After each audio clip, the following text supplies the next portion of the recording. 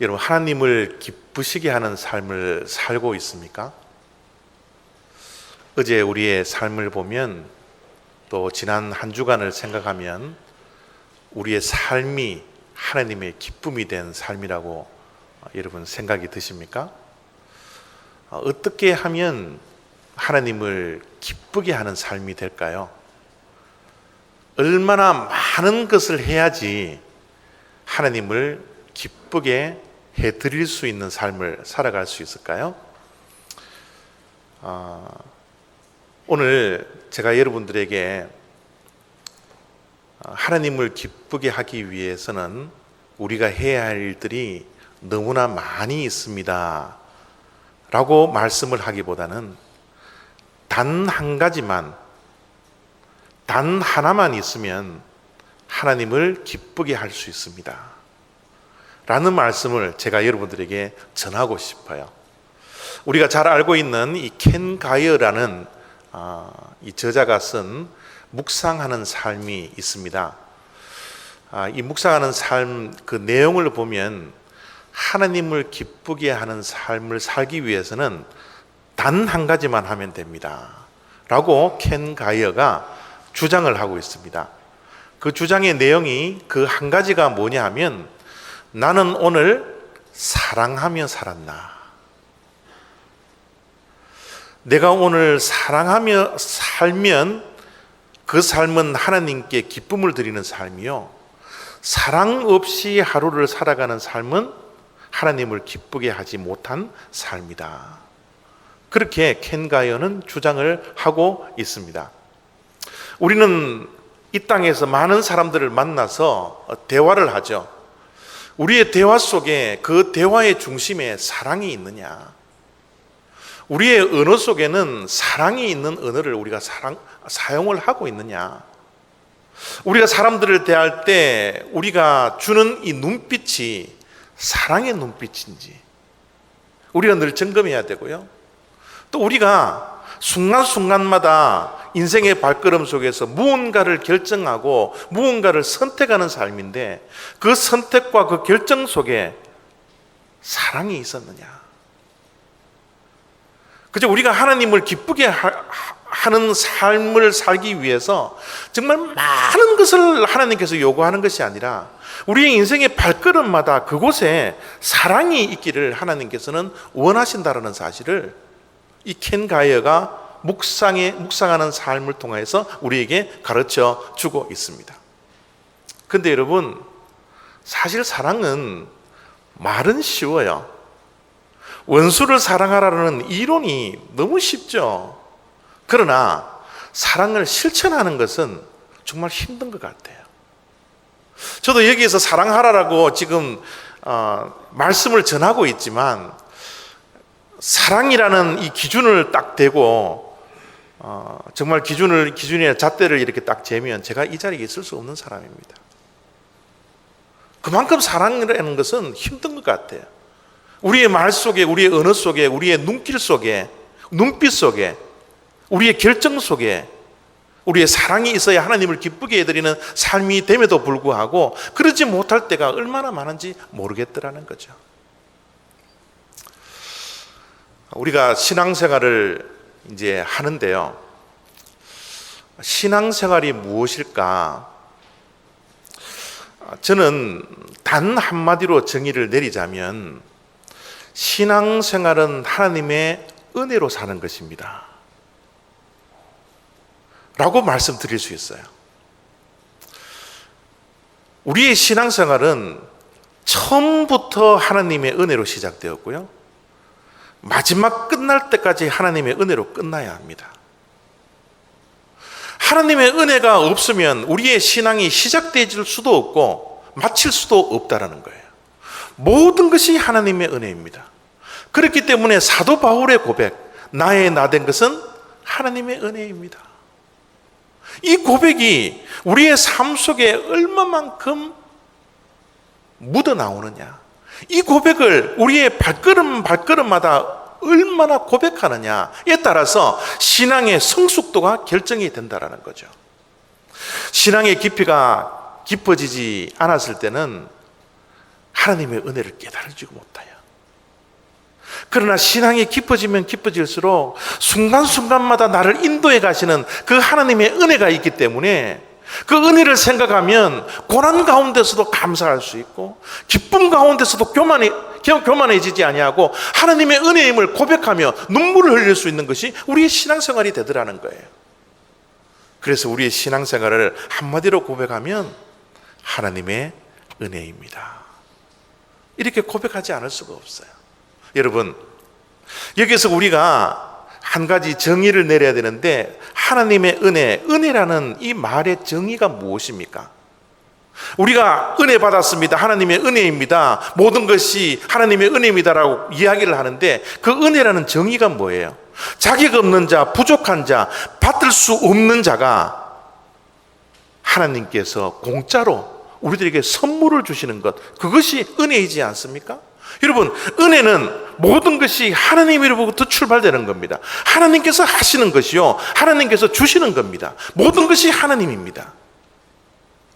그러면 은혜 밖에 있는 것, 비은혜라는 것은 뭐예요? 은혜가 아니라는 건 뭐예요?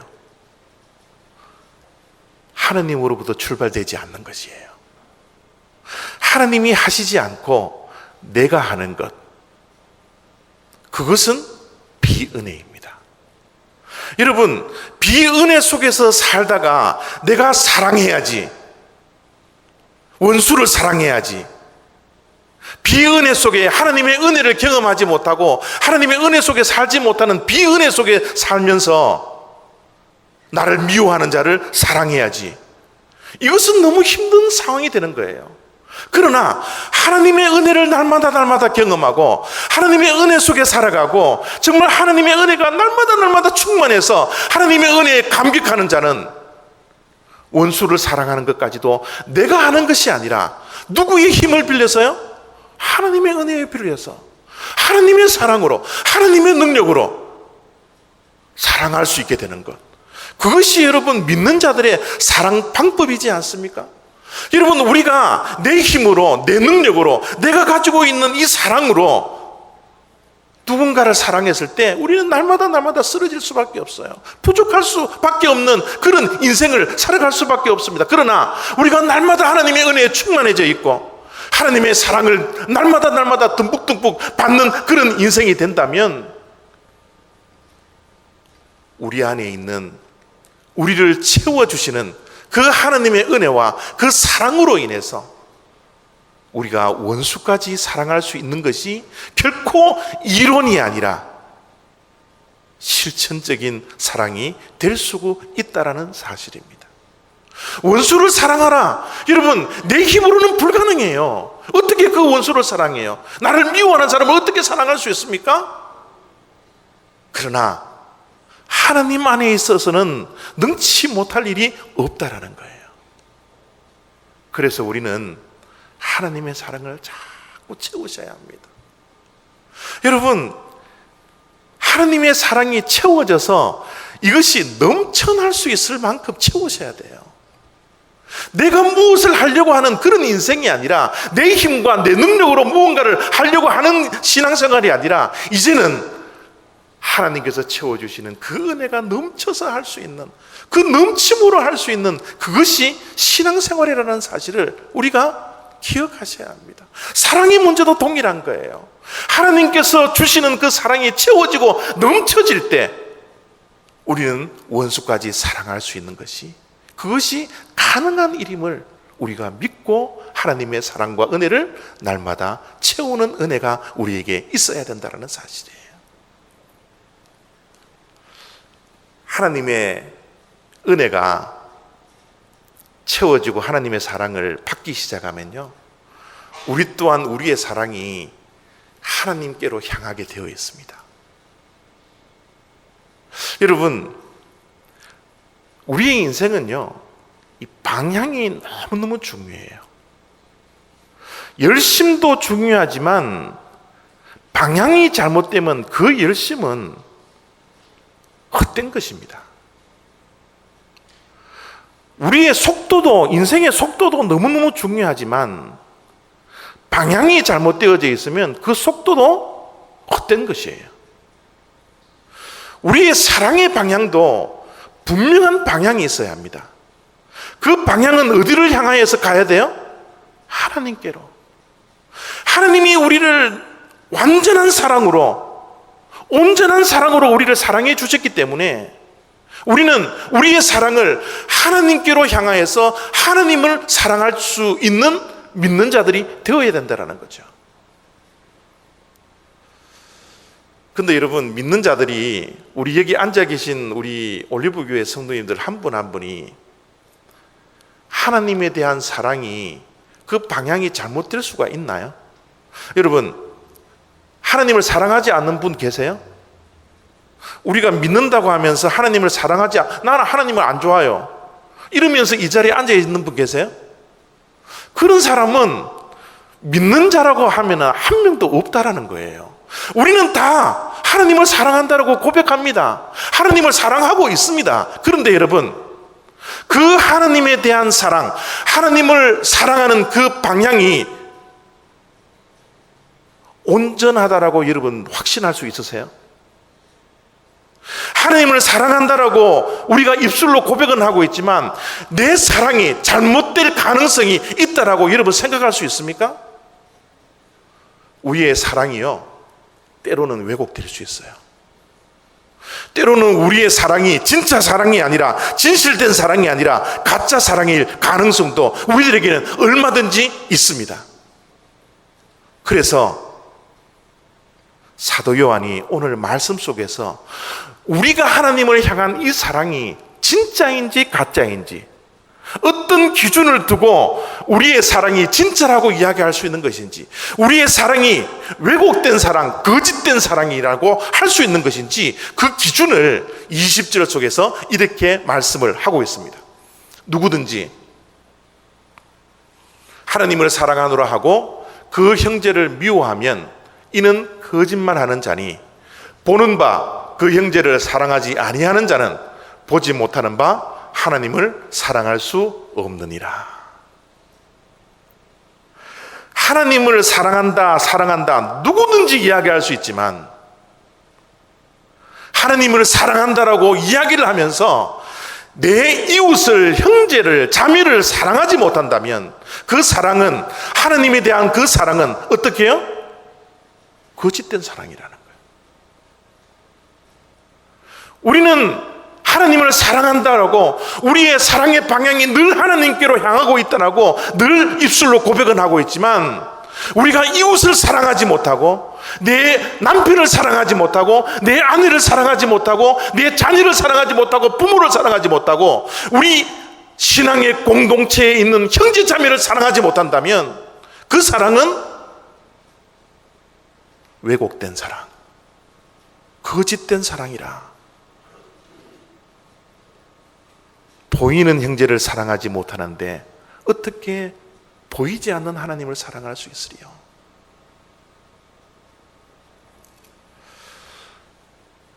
예수님께서요, 이 땅에 오셔서 정말 싫어하는 것이 있었어요. 그 싫어하는 것 가운데 하나가 위선입니다. 위선. 말과 행동이 다른 사람요, 왜곡된 것입니다. 성경에는 이 위선을 외식하는 자라 그렇게 이야기를 합니다. 하나님은 외식하는 자를 질타합니다. 어떻게 질타했는지 한번 보십시오. 마태복음 7장 21절입니다. 나더러 주여 주여 하는 자마다 천국에 다 들어갈 것이 아니요 다만 하늘에 계신 내 아버지의 뜻대로 행하는 자가 들어가리라.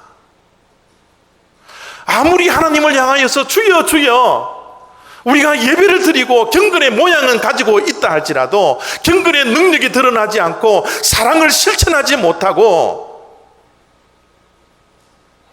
말과 행동이 다른 삶은 예수님께서는 외식하는 자라고, 위선자라고, 그 위선자, 외식하는 자는 천국에 들어갈 수, 구원받을 수 없는 사람이라고 예수님께서는 이 땅에서 질타하고 계신 거예요. 그래서 예수님께서는 이렇게 말씀을 하십니다. 내 마음을 다하며 목숨을 다하며 힘을 다하며 뜻을 다하여 주 너의 하나님을 사랑하고 또한 내 이웃을 내 자신같이 사랑하라. 하나님 사랑, 이웃 사랑, 형제 사랑은 항상 같이 가야 된다는 거예요. 하나님만 사랑한다라고 이야기하지 말고 이웃 사랑을 실천하라는 거예요. 그것이 진정으로 하나님 사랑하는 것이라는 겁니다. 주님께서 누가복음, 방금 읽어드렸던 누가복음 10장 27절의 말씀은 첫째 되는 계명이요 가장 큰 계명이라고 우리에게 말씀해 주셨어요. 그 계명이 먼저 하나님을 사랑하는 겁니다. 여러분, 하나님을 사랑할 때 어떻게 사랑하는지 보십시오. 내 마음을 다하며 목숨을 다하며 힘을 다하며 뜻을 다하여 주 너의 하나님을 사랑하라는 거예요. 여러분, 저런 사랑을 하나님께 하고 있습니까? 우리의 사랑이 저 정도 되고 있습니까? 여러분, 저 정도의 사랑은 하나님에 대한 완전한 사랑입니다. 여러분, 우리가 하나님을 사랑하되 완전한 사랑을 할 수 있어요, 없어요? 우리 그런 사랑을 하고 있습니까? 하고 있지 못합니까? 제가 보기에는요, 이 세상 누구도 예수님의 저 말씀 앞에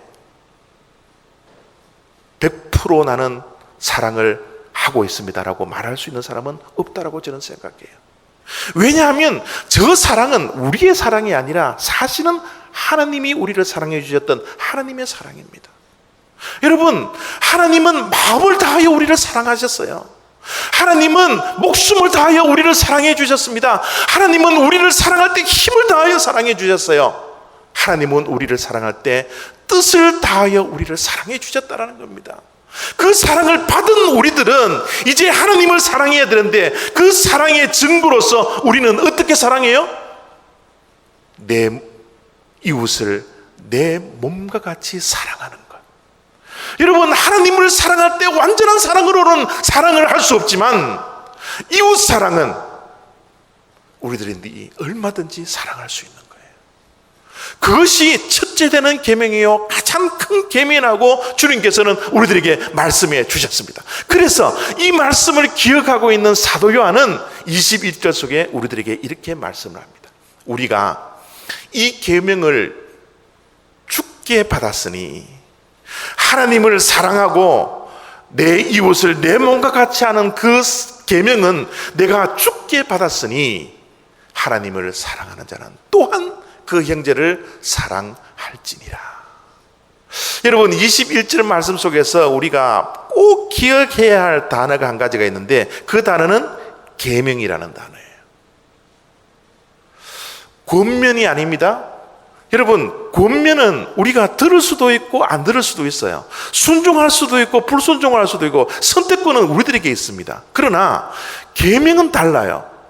계명은 우리의 선택권이 있지 않습니다. 여러분, 초청장을 주면 우리가 그 초청에 응하든지 안 응하든지 가든지 안 가든지 그거는 우리의 선택권이 있지만 하나님께서 우리에게 하셨던 이 계명은 우리의 선택권이 있지 않아요. 무조건 순종입니다. 무조건 복종이에요. 하나님의 계명은 무조건적으로 아멘으로 받아들여야 합니다. 그것이 믿는 자들의 믿음 생활이어야 합니다. 하나님을 사랑하고 이웃을 내 몸과 같이 사랑하라. 이 계명은 우리의 선택권이 있지 않습니다. 그래서 여러분, 우리는 이웃 사랑하는 것을 억지로라도 하셔야 돼요. 하나님께서 주신 계명이 이웃을 사랑하라는 계명, 형제를 사랑하라는 계명이 우리들에게 주어졌기 때문에 우리는 내 마음이 기쁨으로 받아들이지는 못하지만 미워하는 자를 내가 사랑하는 것, 억지로 사랑하는 그 은혜가 우리들에게 있어야 합니다. 그것이 믿는 자들이 해야 할 일이에요. 그것이 우리들이 가져야 할 의무입니다. 그것이 하나님을 기쁘게 해드리는 삶이에요. 아이고, 목사님, 이 사랑은요 마음이 우러나야 그게 진짜 사랑이죠. 뭐 억지로 하는 것, 그게 무슨 사랑입니까? 여러분, 억지로 하는 사랑도 사랑이에요. 여러분, 억지로 하는 것의 은혜가 얼마나 큰 은혜인 줄 아세요? 우리 십자가를 지셨던 예수님의 그때의 모습을 한번 상상해 보십시오. 여러분, 예수님이 십자가를 지셨던 그 십자가의 무게가 20kg이나 된대요. 얼마나 무거운지 모르면 예수님이 밤새도록 고난받았기 때문에 그 20kg이나 되는 그 십자가를 질 수가 없어서 로마 군병들이 누구를 끌어와요? 구레네 사람 시몬을 데리고 옵니다. 그를 억지로 예수님의 십자가를 지고 예수님과 동행을 하게 합니다. 그런데 억지로 지었던 그 십자가를 졌던 구레네 사람 시몬이 어떻게 되었습니까? 그의 이름이 축복받았을 뿐만 아니라 성경을 보면 그의 자손들이 얼마나 축복받은 인생인지, 하나님께 쓰임받은 인생인지, 초대교회에 얼마나 귀한 역할을 감당한 사람인지 모를 정도로 얼마나 하나님께 축복받은 가문이 되었는지 모른다라는 거예요. 억지로 졌던 십자가 속에 하나님께서 은혜를 주시는 거예요. 지난 금요일 날 여러분 성경책을 읽을 때 여러분 억지로라도 무조건 읽으라고 제가 말씀을 전해드린 것 여러분 들으셨을 겁니다. 여러분, 무조건 하나님의 말씀을 읽고 이해되지 못하고 깨닫지 못하는 말씀이라도 억지로라도 무조건적이라도 읽을 때 그 하나님의 말씀은 내 무의식 속에 가득 차서 내 언어가 바뀌고 내 삶이 바뀌고 내 시각이 바뀌고 내 가치관이 바뀌는 것을 우리는 경험해야 해요. 억지로 하는 것, 은혜가 넘칠 때가 얼마나 많은지 모릅니다. 여러분, 처음에는 교회 나올 때 남편 눈치 따라 아내 눈치 따라 억지로 나왔던 사람들이 그 억지로 된 그 교회 출석을 통해서 사람이 변화되고 교회의 일꾼이 되고 하나님께 쓰임받은 사람들이 얼마나 많은지 모릅니다. 억지로 하나님의 말씀을 읽다가 말씀에 부딪혀서 통곡하며 회개하며 주님 앞에 나오는 사람들이 얼마나 수를 셀 수 없는 만큼 얼마나 많은 사람들이 있습니까? 억지로 하는 것 은혜입니다. 특별히 사랑은 억지로라도 해야 합니다. 여러분, 사람들을 대할 때 억지로라도 미소를 띄워야 합니다. 억지로라도 칭찬할 수 없는 사람이라 할지라도 억지로라도 칭찬해야 합니다. 억지로라도 격려하고 사랑하고 미소 띄우고, 이것이 여러분 우리가 할 수 없다 할지라도 하나님의 은혜를 경험한 자들이, 믿는 자들이 하나님의 계명이기 때문에 우리들은 순종하고 복종하고 할 뿐이라는 사실이에요. 사랑을 억지로라도 하십시오. 옆에 사람에게 미소를 억지로라도 지어 보십시오. 하나님의 은혜가 넘치게 임할 거예요. 여러분, 우리가 억지로라도 사랑을 하면 어떤 유익들이 있는지 한번 보세요. 10절, 18절을 보면요, 사랑 안에 두려움이 없고 온전한 사랑이 두려움을 내쫓나니 두려움에는 형벌이 있습니다. 두려워하는 자는 사랑 안에서 온전히 이루지 못하였느니라. 여러분, 빨간 줄을 끊어왔던 저 말씀을 꼭 기억하십시오. 우리의 두려움을 없앨 수 있는 유일한 방법은 사랑입니다. 여러분, 요즘 많은 분들이 육신의 질병 때문에 고생하죠. 근데 육신의 질병은요, 요즘 의약품이 너무너무 발달되고 개발되어서 요즘은 불치병이 거의 없을 정도로 정말 많은 의약품들이 개발되어져 있습니다. 우리가 몇십 년 전만 하더라도 이것은 못 고치는 병이야 하는 것도 의학의 발달됨에 따라서 오늘날 병을 고치는 일들이 얼마나 많이 있어요. 지금 현재 우리가 불치병이라고 생각하는 그 병들도 몇십 년 후가 지나가면 의학이 발달되고 과학이 발달되어서 정말 못 고칠 병이 없을지도 몰라요. 우리가 지금 100세 시대에 살아가고 있는데 그 100세 시대를 훨씬 넘는 시대가 우리에게 도래할지도 모른다라는 겁니다. 근데 여러분, 우리의 육신의 질병은 의약품이, 과학이 발달되어서 우리의 질병들을 고쳐 나간다 할지라도 우리 의학이, 우리의 과학이 못 고치는 병이 있습니다. 아무리 발달되더라도요. 그것은 뭐예요? 마음의 상처입니다. 마음의 상처는 의약품으로 고칠 수가 없어요. 우리의 상한 심령은, 우리의 상한 감정은 의약품으로 다스릴 수 없습니다. 여러분, 우리의 상한 심령, 우리의 깨어져 있는 이 마음은 어떻게 고칠 거예요? 우리의 상한 이 감정들은 누가 고쳐줄 거예요? 우리 인간에게 가장 먼저 찾아온 부정적인 감정은 두려움이라는 감정입니다. 우리 인간에게 죄가 들어옴으로써 우리에게는 두려움이 생겼어요. 하나님이 두려워서 숨어버립니다. 여러분, 그 두려움 때문에 우리가 겪는 어떤 일들이 있습니까? 그 두려움으로 인해서 우리는 불안한 거예요. 그 두려움 때문에 우리는 걱정합니다. 그 두려움 때문에 우리는 염려하게 됩니다. 불안해해요. 가슴이 떨려요. 할 수 있는 것들이 없습니다. 두려워하면 용기도 사라져요. 여러분, 두려움이라는 이 부정적인 감정이 우리의 마음을 상하게 하고 우리의 감정을 여러분 옥죄고 있는 것이 이 시대의 모습이지 않습니까?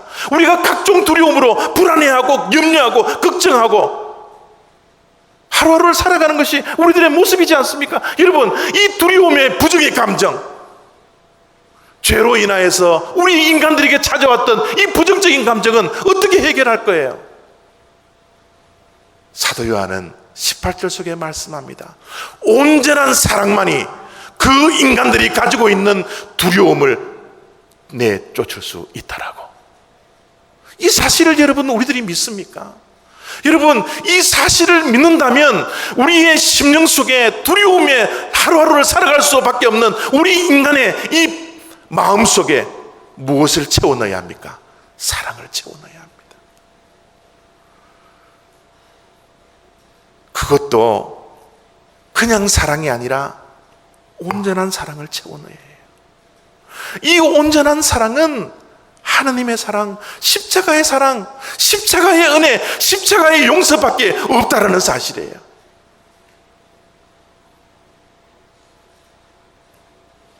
오늘도 내일도 우리는 이 두려움 속에서 자유로울 수가 없어요. 그러나 예수의 십자가를 온전히 받고 하나님의 사랑을 온전히 우리가 받아들인다면 우리의 두려움은 우리의 삶 속에서 내쫓김을 당한다는 사실을 확신하고 믿을 수 있는 저와 여러분들이 다 되시기를 부탁드립니다. 여러분, 인생의 수많은 문제가 어디에서 와요? 애정 결핍이에요. 사랑 결핍입니다. 사랑받아야 할 사람에게 내가 사랑을 받지 못한 채 애정 결핍으로 텅 빈 가슴으로 하루하루를 살아가니까 날마다 외로울 수밖에 없고 날마다 공허할 수밖에 없는 우리의 인생들, 누군가를 사랑해야 되고 누군가의 사랑을 내가 받아야 하는데 그 사랑을 잃어버리는 시대에 우리가 살아가고 있으니까 우리는 공허한 채 살아갈 수밖에 없다라는 거예요. 여러분, 제가 이 말씀을 준비하면서 이런 글귀를 인터넷에서 찾았습니다.